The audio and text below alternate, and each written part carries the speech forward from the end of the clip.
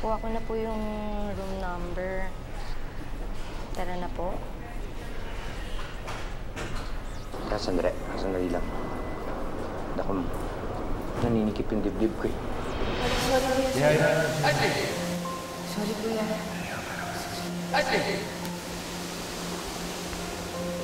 Ilang beses kong sasabihin sa'yo, huwag kang makikipag-usap sa lalaki yan. Kapal din ang mukha mo pumunta pa rito. Huwag mo akong tawagin, tatay. Kung inaakala mo na napatawad na kita, kakamali ka. Kahit mamatay ako ngayon, hindi kita mapapatawad dahil hindi ko na may babalik ang anak ko. Sa tinititinan mo yung babae, maaalala mo ang ginawa mo sa anak. Alis na tayo dito. Gusto mo ba ikuha kita ng tubig? Hindi. Ano? Hindi ko lang alam kung... Nahihiya talaga akong pumasok dun sa loob eh. Dito naman po kami. Tsaka, mas nakakaya naman po pag di tayo pumunta, diba?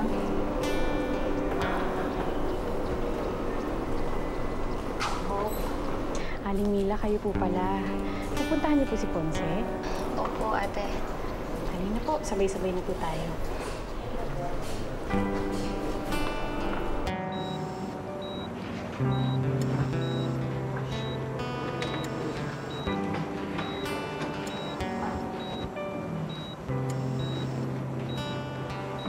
Don Manolo, may mga bisita po si Ponce.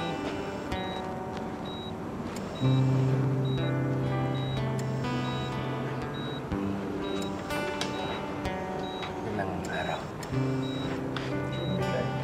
Butit matandaan kayo. Dadalawang isip kami kasi nahiya talaga kami sa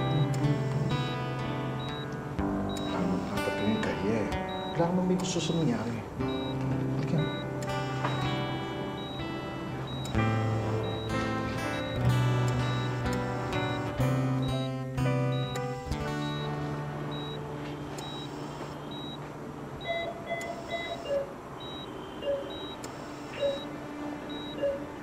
Ako dapat ang nakaratay dito.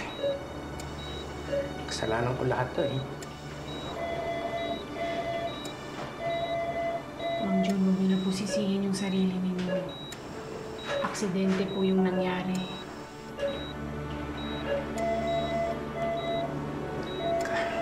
Kahit pinakitaan ko siya ng masama,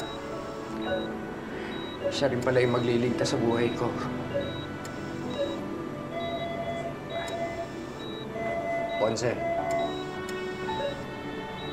Ponce. Anak.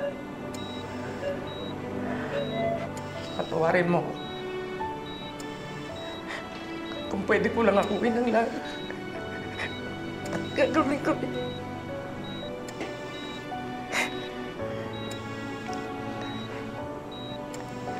Alam mo naman yun si Ponce, di ba? Gagawin niya lahat, tatanggapin niya lahat para sa mga taong nalaga sa kanya eh.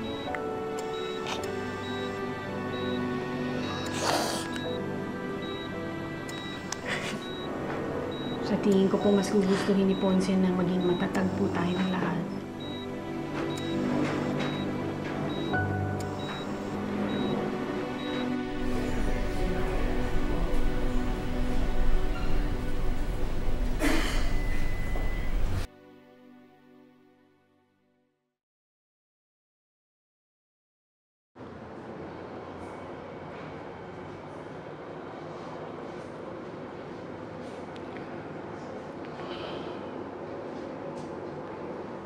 Hindi ko man nasasabi pero malaking pasasalamat ko sa inyong mag-ama dahil sa kabaitan niyo sa pamilya ko.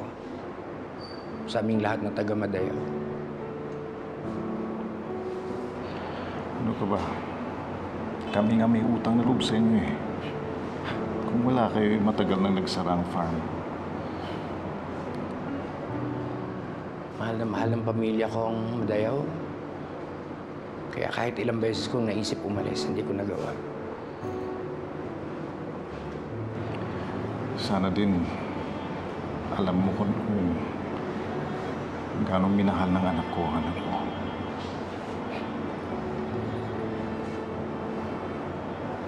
Alam ko na ngayon. Sana lang mabigyan pa ako ng pagkakataong maitama yung mga pagkakamali ko.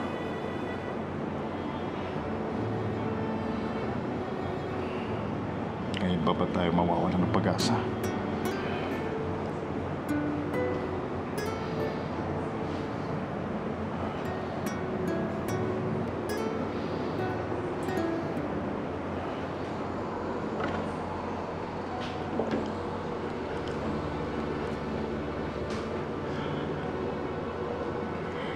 Eileen, anak.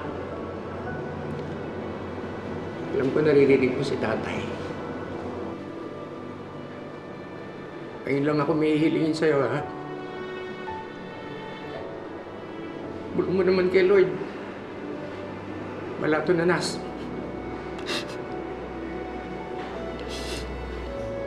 Malato na sana sa amin si Ponce.